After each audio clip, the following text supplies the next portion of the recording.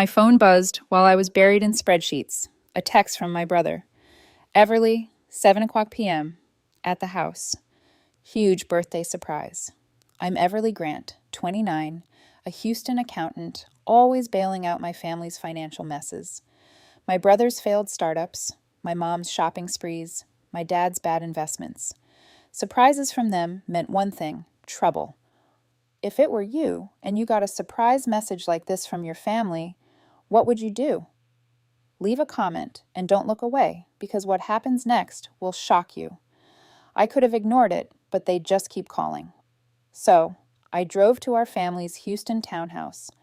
At 7:05 p.m., I rang the doorbell. My brother flung the door open, grinning too wide.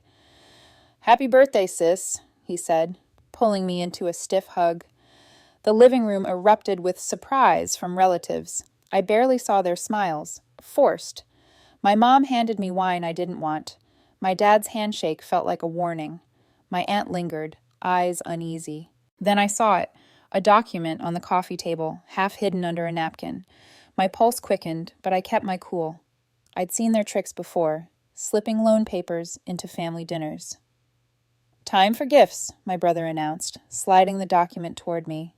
"Just a quick signature, Everly, for the family's future." His voice was all charm, but his eyes were sharp. I picked up the paper, hand steady. The title read, Family Trust Agreement. "Nice try, but I wasn't born yesterday." I smiled, leaning in like I'd play along. "For the family, huh?" I said. A heavy silence filled the entire room. My brother Kyle broke it first, his grin faltering.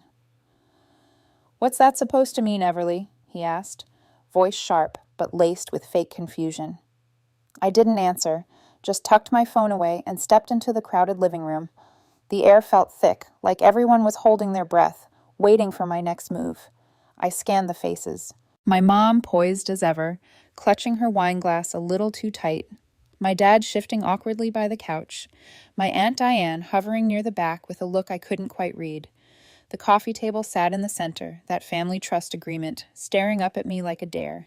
I forced a smile, the kind I'd perfected after years of dodging their schemes. "So this is my big birthday gift," I said, picking up the document. My fingers brushed the crisp paper, but my eyes locked on Kyle. He leaned forward, all charm. "Come on, sis. It's just paperwork to keep things fair, for the family's future." His words dripped with that practiced sincerity he used when he needed cash. My mom, Cheryl, chimed in, her voice smooth as silk. "Everly, honey, it's what your grandpa would have wanted, us all working together." My dad, Philip, nodded stiffly, avoiding my gaze. Diane stayed quiet, her fingers twisting a napkin. I flipped through the pages, skimming the legal jargon. It wasn't hard to spot the real intent. Buried in fine print was a clause to transfer my share of Grandpa Edward Stone's estate to a trust controlled by Kyle. My share, the one I'd been told was safe after his death last year. My chest tightened, but I kept my face neutral. They thought I'd just sign it away, caught up in birthday cheer. They thought wrong.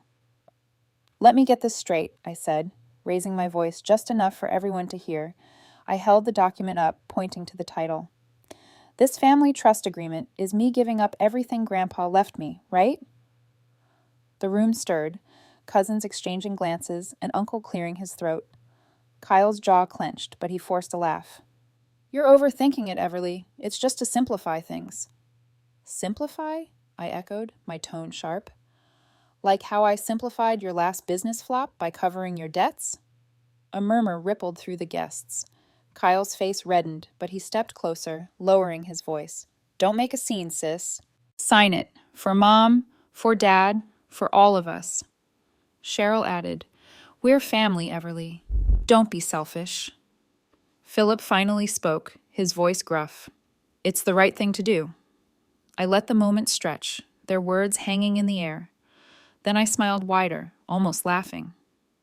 "You want me to sign? Okay." I grabbed a pen from the table, hovering it over the paper. Gasps escaped the crowd, some relieved, some confused. Kyle's eyes lit up, greedy. But before the pen touched the page, I dropped it and pulled out my phone again. "Actually," I said, my voice cutting through the room. Let's talk about this instead.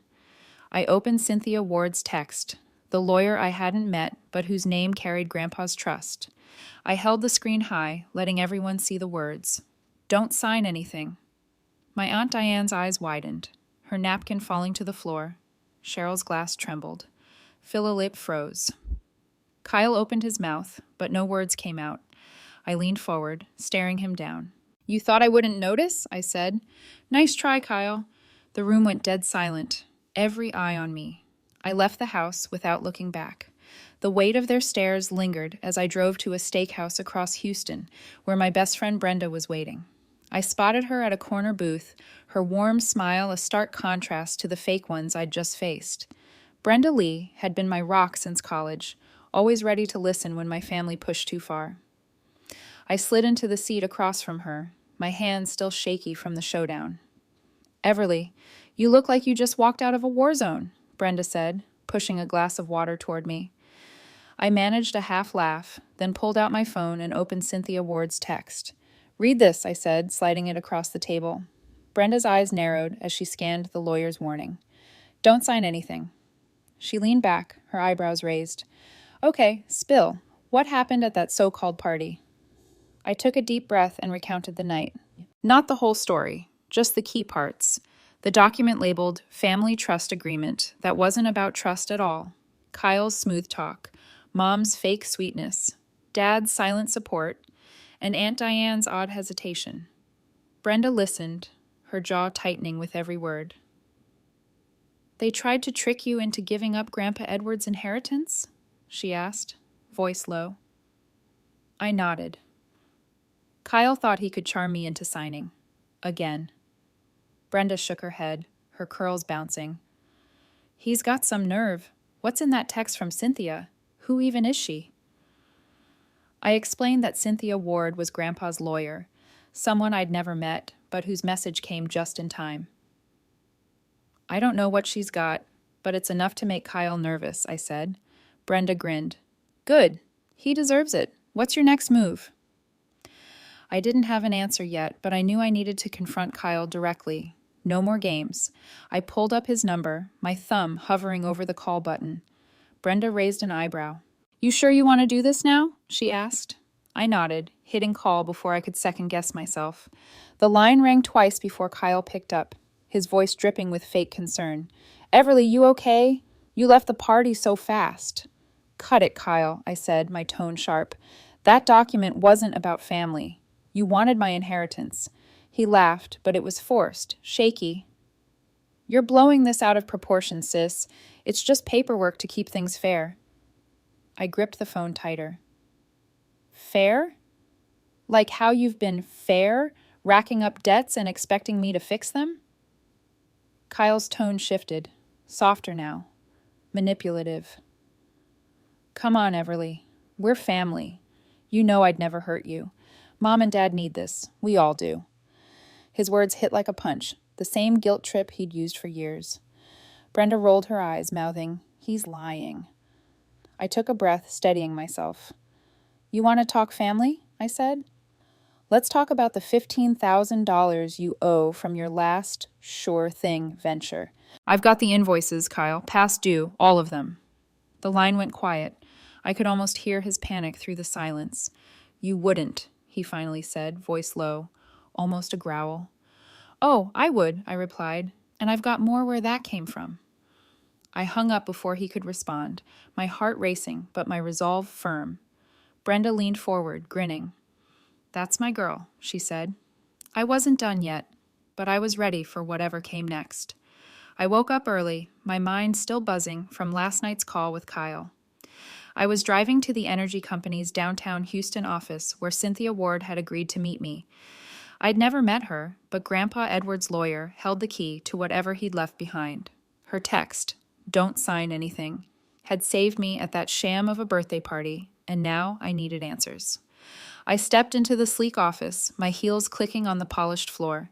Cynthia greeted me at the reception desk, her handshake firm and her eyes sharp. Everly Grant, I presume, she said, her voice calm but authoritative. I nodded, following her to a small conference room. Papers and a laptop were neatly arranged on the table, and a single envelope caught my eye, sealed with my name in Grandpa Edward's familiar handwriting. "Cynthia, what's this about?" I asked, sitting across from her. She opened the envelope and slid a handwritten letter toward me. "Your grandfather was a meticulous man," she said. "He knew your family better than they knew themselves." I unfolded the letter, my breath catching as I recognized Edward's steady script. It began, "To Everly, my brightest star. If you're reading this, you've already seen their true colors." The letter laid it all bare. Edward Stone had set up a trust to protect me, ensuring I'd control his energy investment fund worth millions. Kyle, Mom, and Dad had no claim unless I signed it away. But there was a catch. If anyone challenged the trust in court, half the assets would go to a Houston children's charity. I looked up at Cynthia, stunned. "He planned this?" I asked. She nodded. "Edward suspected Kyle would try something. That's why he hired me." I leaned back, processing the words. Grandpa had always been my biggest supporter, the one who taught me to balance a checkbook at 10 and cheered when I got my accounting degree. He'd seen how Kyle's schemes drained me, how Mom's spending and Dad's bad investments leaned on my income. This trust was his way of giving me a shield and a sword. Cynthia tapped her laptop, pulling up trust documents. "Here's the legal side," she said. "You have full control of the fund, effective immediately. Kyle's name appears nowhere. Neither do Cheryl's or Philip's." She paused, her eyes narrowing. "But they'll fight this, Everly. That family trust agreement was their first move. They'll try again." I clenched the letter, anger flaring. "They've been trying for years," I said. "Kyle's debts, Mom's shopping, Dad's deals. I've been their bank." Cynthia's lips curved slightly. "Not anymore. Edward made sure of that." She slid another document across, a power of attorney giving me authority to manage the fund and block any challenges. I scanned it, my mind racing. "What's our next step?" I asked. Cynthia leaned forward, her voice low. "We prepare for their pushback. Kyle's desperate, and desperate people make mistakes. We'll use that." We spent the next hour strategizing. Cynthia suggested notifying the trust's board to lock Kyle out of any financial moves. We drafted a letter to the family stating my control and the charity clause, to be presented at a meeting later that day. "They'll try to guilt you," Cynthia warned. "Kyle's good at that." I nodded, thinking of his call last night, his fake pleas about family. "I'm done falling for it," I said. As I left the office, Edward's letter felt heavy in my bag. I wasn't just fighting for money, I was fighting for the life Grandpa wanted for me. I was back at my desk by noon, Edward's letter tucked safely in my bag. The morning with Cynthia had lit a fire in me, but I barely had time to process it before my office door swung open. My mom stood there, her designer purse clutched tight, her face a mask of concern. "Everly, honey, can we talk?" she asked, her voice soft, almost pleading. I knew that tone. Years of it had trained me to spot the act. "Sit down, Mom," I said, keeping my voice even. She settled into the chair across from me, smoothing her skirt like she was about to deliver a speech. "I owe you an apology," she began, eyes glistening with what looked like tears. "Last night was a mistake. Kyle got carried away, but we only want what's best for the family." Her words were polished, practiced, but they didn't land. I'd heard this script before, every time she needed me to cover her latest shopping spree. I leaned forward, resting my elbows on the desk. "What's best for the family?" I repeated, my tone sharp. "Like how you charged $10,000 to my card for your Paris trip last year?" Cheryl's smile froze, her fingers tightening on her purse. I opened my laptop, pulling up a folder I'd kept for moments like this. "I've got the invoices right here," I said, turning the screen toward her. "Dior, Chanel, Louis Vuitton, all billed to me. Want to explain?" Cheryl's face flushed, but she recovered quickly, her voice rising. "Everly, that was a misunderstanding. I was going to pay you back." I cut her off, scrolling through the list. 3,000 for a handbag, 500 for shoes, another 2,000 for jewelry. You didn't pay back a cent. Her mouth opened, then closed, her eyes darting away. I didn't let up. You thought I'd sign away Grandpa's trust to keep funding this? I'm done, Mom. She stood, her chair scraping the floor. You're being unfair, she snapped, dropping the tearful act. We're your family. You owe us. I stood too, meeting her gaze. I don't owe you anything, I said, my voice steady. Grandpa made sure of that. Cheryl's eyes narrowed, but she didn't argue. She grabbed her purse and stormed out, leaving the door ajar. I sank back into my chair, my pulse racing, but my resolve firm. Then my phone buzzed, a text from Dad. Everly, let's talk over dinner tonight. Just you and me. We can fix this. I stared at the words, recognizing the same old playbook. Philip had stayed quiet at the party, letting Kyle and Cheryl take the lead, but now he was trying his own angle. I wasn't falling for it. I opened my accounting software, pulling up a file I'd compiled over the years, a detailed list of the family's debts, all tied to me. Kyle's $15,000 from his failed startup, already mentioned last night. Cheryl's $20,000 in luxury purchases. Philip's $25,000 from a shady real estate deal I'd bailed out. I attached the file to a text and typed, Dad, no dinner. Here's what you, Mom, and Kyle owe me. Stop manipulating me, or this goes to a lawyer. I hit send, my fingers steady. Philip didn't reply. I leaned back, staring at the screen, knowing this wasn't over. I arrived at the company's conference room by 5:50 p.m., my laptop ready, and Edward's letter in my hand. The boardroom was set for the family meeting Cynthia had arranged, and I was done playing defense. Kyle, Cheryl, Philip, and Aunt Diane filed in, their faces a mix of defiance and unease. Cynthia stood by my side, her presence a quiet anchor. I powered up the projector, ready to end this. I started with Edward's letter, projecting it onto the screen. His words filled the room. To Everly, my brightest star, if you're reading this, you've seen their true colors. I let that sink in, watching Kyle shift in his seat.